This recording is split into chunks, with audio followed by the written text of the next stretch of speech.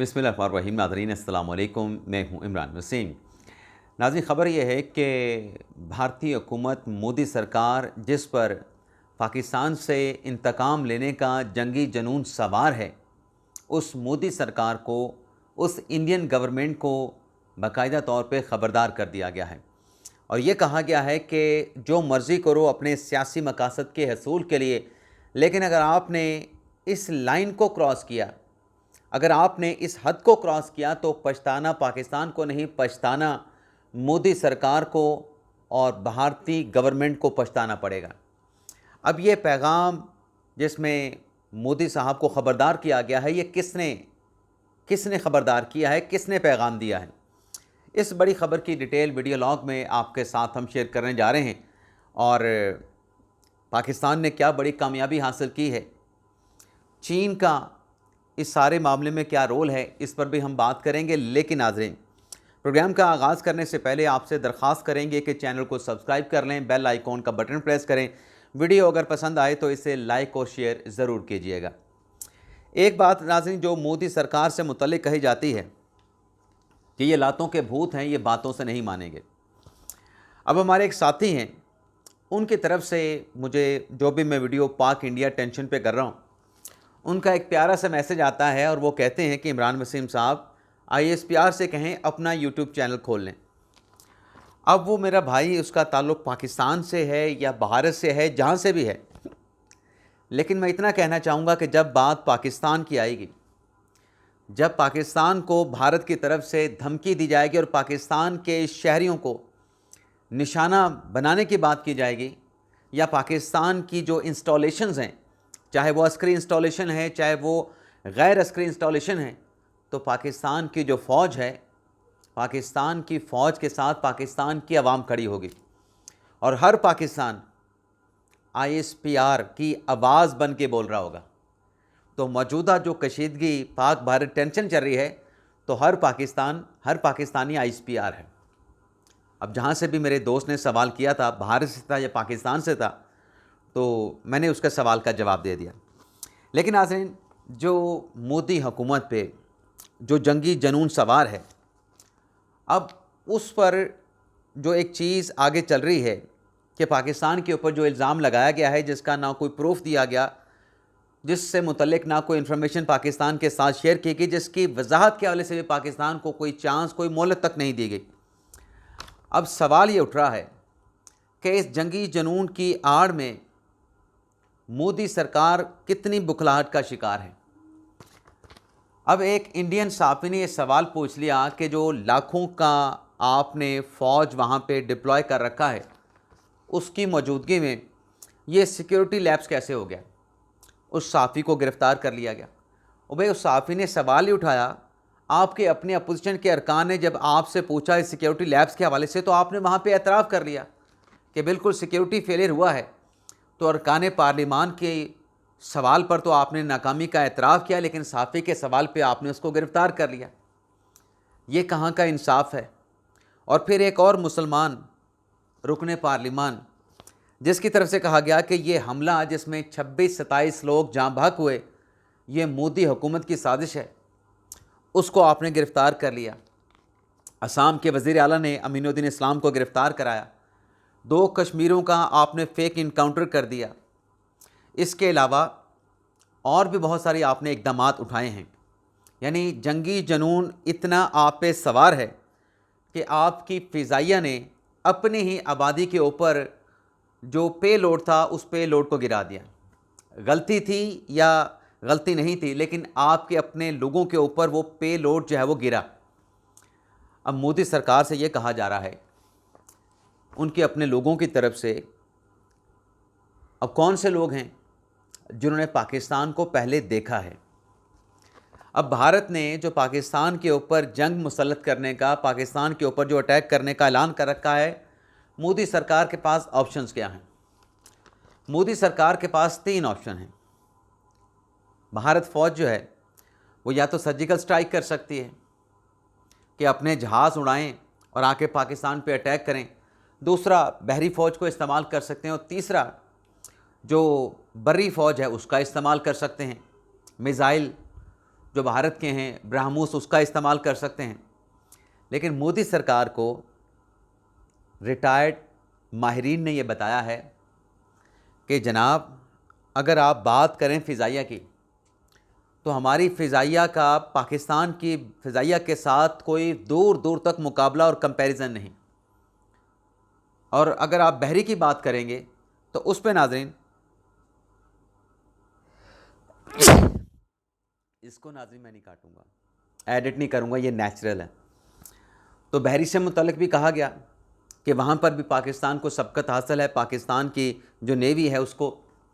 और बरी की जब बात आई तो बरी पाकिस्तान की अफवाज के हवाले से मोदी सरकार को ये बताया गया कि आप माजी में जो पाकिस्तान की बरी अफवाज की जो प्रोफेशनल जो कैपेबिलिटी है कि वो अपने जिस्मों के साथ बम बांध के भी दुश्मन के टैंकों के नीचे लेट जाते हैं, अपनी जानों की परवाह नहीं करते, वो शहादत को गले लगा लेते हैं। तो मोदी सरकार को ये बताया जा रहा है कि जो भी आपने फ़ैसला करना है,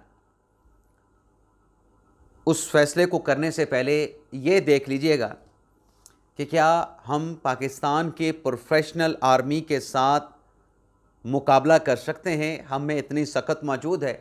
क्योंकि मोदी सरकार, उसको जो बताया गया है, वो चंद जो होते हैं ना कि वो सेन माइंडेड जो लोग होते हैं, उनकी तरफ से बताया गया है कि पैसों के साथ जंग नहीं लड़ी जाती, जंग जो है वो जिगरे के साथ लड़ी जाती है। अब आप ये देखें कि जो भारत ने पाकिस्तान के ख़िलाफ़ इंतहाई इक़दाम उठाया, आज जो भारत की जो अखबारात हैं वहाँ पे पाकिस्तान के फ़ैसले के डंके बज रहे हैं। इंडियन अखबारात में ये सुर्खियाँ लगी हैं कि पाकिस्तान ने जो जवाबी रिएक्शन दिया है भारत के इंतहाई फ़ैसलों के जवाब में, उससे इंडियन जो एयरलाइन है उसको बिलियन रुपीस का जो है वो नुकसान उठाना पड़ेगा। उसके अलावा भी बहुत सारे मसाइल जो है लॉजिस्टिक के, उनको भी फेस करना पड़ेगा और ड्यूरेशन जो है वो और भी बढ़ जाएगी। अब साबिक जर्नैल हों या मीडिया हो जो कि इंडियन न्यूज़ चैनल पे बैठ के मोदी सरकार के ऊपर दबाव डाल रहे हैं कि आप पाकिस्तान पे अटैक करें, पाकिस्तान पे अटैक करें, तो जो समझ बूझ रखने वाले इंडियंस एक्सपर्ट्स हैं उन्होंने मोदी सरकार से यही कहा है कि कोई भी हमला करने से पहले अगर आपने जंग करनी है पाकिस्तान के साथ, तो ये बात जहन में रख लें कि दोनों ममालिक जो हैं वो एटमी ताकतें हैं। पाकिस्तान भी एटमी क़ुव्वत है और भारत भी एटमी क़ुव्वत है। तो इन हालात में आपने अगर कोई भी अगर आपने कोशिश ऐसी की जिससे जंग छिड़ गई दोनों ममालिक के दौरान, तो पाकिस्तान का जो नुकसान होगा सो होगा, भारत की जो मईशत है उसका बट्ठा बैठ जाएगा। और फिर ये भी एक्सपर्ट मोदी साहब को कह रहे हैं कि हकीकतन इस जंग में अगर नुकसान होगा तो वो भारत का होगा, पाकिस्तान का नहीं होगा। अब ये मशवरे मोदी साहब को दिए जा रहे हैं, लेकिन मोदी साहब की हुकूमत पे और मोदी साहब के सर पे सिर्फ जंग का जुनून सवार है। क्योंकि बिहार का इलेक्शन जीतना है जहाँ पर बीजेपी की जो पोजीशन है वो बड़ी कमज़ोर है। लेकिन इसी नाज़रीन सारे इस्लाम में अब चीन की क्या कहानी है, तो फैक्चुअल अगर हम नाज़रीन बात करें तो इस रीजन में जो दो दरिया बहते हैं उसमें एक सिंध है और दूसरा ब्रह्मपुत्रा रिवर है। सिंध के दरिया का आगाज़ भी चीन से होता है और जो ब्रह्मपुत्रा रिवर है वो भी चीन के इलाके तिब्बत से निकल के भारत में दाखिल होता है। अब जिस तरीके से भारत ने पाकिस्तान को धमकी दी कि हम इस इंडस वाटर ट्रीटी को अबेंस में डाल रहे हैं, यानी इसके ऊपर हम आपके साथ कोई बातचीत नहीं करेंगे। जो वाटर कमीशन बने हुए हैं उन दोनों वाटर कमीशन में, चाहे वो इंडियन है पाकिस्तानी हैं, उनके माबैन जो मालूमात का तबादला होता रहता है, अब कोई चीज़ भी नहीं होगी, सब चीज़ें स्टैंड और स्टिल हो जाएगा, स्टेटस को हम रखेंगे। तो अगर भारत इस बात पे कायम रहता है कि हम इस मुआहदे से भारत निकल गया है इसको अबेंस में डाल के, तो जो ब्रह्मपुत्रा का जो रिवर चाइना से तिब्बत के रास्ते भारत में दाखिल होता है 2016 में, जब इंडिया में उड़ी का वाक़या पेश आया था, तब भी यही हुआ था कि भारत को चाइना ने कहा था, क्योंकि उस वक्त भी मलबा पाकिस्तान पे भारत ने गिराया था, मोदी सरकार की हुकूमत थी, तो चीन ने भारत को कहा था कि हम आपका पानी, जो रिवर ब्रह्मपुत्रा है, उसका पानी रोक सकते हैं। लेकिन चूंकि बार बार भारत की तरफ से पाकिस्तान का पानी रोक के पाकिस्तान को डराने, धमकाने, खौफज़दा करने के लिए ये पानी वाला हथियार जो है वो इसको इस्तेमाल करके पाकिस्तान को धमकाता है भारत, तो चीन के जहन में भी ये बात आती है कि कल को ये जो नाकाबिले एतबार है भारत, ये ब्रह्मपुत्रा रिवर के मामले पे चाइना के साथ भी गड़बड़ कर सकता है। तो चाइना ने तो ये किया है कि वो इस दरिया के ऊपर दुनिया का सबसे बड़ा डैम तमीर करने जा रहा है, और ये डैम जो नाज़रीन डिटेल्स आ रही हैं, ये 2019 में चीन इसको मुकम्मल कर लेगा। और मुस्तकबिल में अगर कोई इस किस्म की हरकत करता है चीन के साथ इंडिया, तो जो हमें धमकियां दे रहा है उसका अपना पानी चीन जो है बंद कर देगा। अब हमारे पास तो पैसे नहीं कि हम अपने रिजर्वायर बना सकें, कुछ हम अपनी लड़ाइयों में फंसे रहते हैं। अब हम नहरें निकालने चले थे, चलो डैम तो बनाना दूर की बात, कि वो नहरों का जो मंसूबा है वो फ़िलहाल एतवाब में पड़ गया है। लेकिन चीन में ऐसा नहीं है। चीन मुस्तकबिल की सोच के 50-50 साल की वो प्लानिंग करता है, तो उसने पहले से फोर्सू किया होगा कि इंडिया इस मामले पे कल को चीन को भी धमका सकता है। तो फिर चीन के पास कोई हथियार होना चाहिए इंडिया को लगाम डालने के लिए। वैसे जो हमें भी भारत ने धमकी दी है, उससे मुत्तलिफ़ एक्सपर्ट ये बताते हैं कि ये कोई टूटी नहीं है कि भारत जाके जो है वो उस पानी को रोक देगा, पाकिस्तान के दरिया को जो पानी है।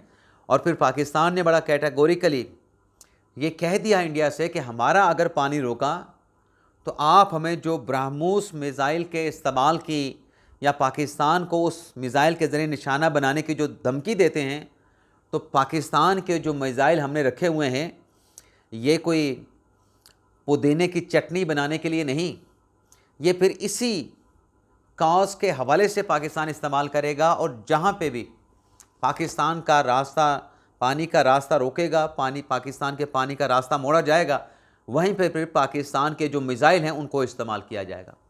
ये बड़ी सफारती लैंग्वेज में भारत को पाकिस्तान ने जवाब दिया है। लेकिन नाज़रीन, डंके तो बजे हैं फिर भारत में ख्वाजा आसिफ साहब के। ख्वाजा आसिफ साहब ने जो बात की कि 200% हम जंग करेंगे, जंग का जवाब देंगे, उस पे भारत में ये रोना धोना चल रहा है कि पाकिस्तान के फॉरेन मिनिस्टर ने जंग की भारत को धमकी दे दी है। हालांकि ऐसा है नहीं। ख्वाजा आसिफ साहब के स्टेटमेंट को सियाको सबाक के से हट के रिपोर्ट किया जा रहा है। ख्वाजा आसिफ साहब ने यह कहा कि अगर भारत, पाकिस्तान की कोशिश है अमन, लेकिन अगर भारत की तरफ से पाकिस्तान के ऊपर जंग मुसल्लत की गई तो फिर 200% पाकिस्तान इस जंग का जवाब देगा। और क्यों जवाब ना दे, जब आपके शहरियों को निशाना बनाया जाएगा तो फिर पाकिस्तान डेफिनेटली, जो कि एक एटमी ताकत है, भारत को उसके हमले से भरपूर और ज़्यादा सख्त जवाब देगा। इजाज़त चाहते हैं नाज़रीन, अल्लाह हाफ़िज़।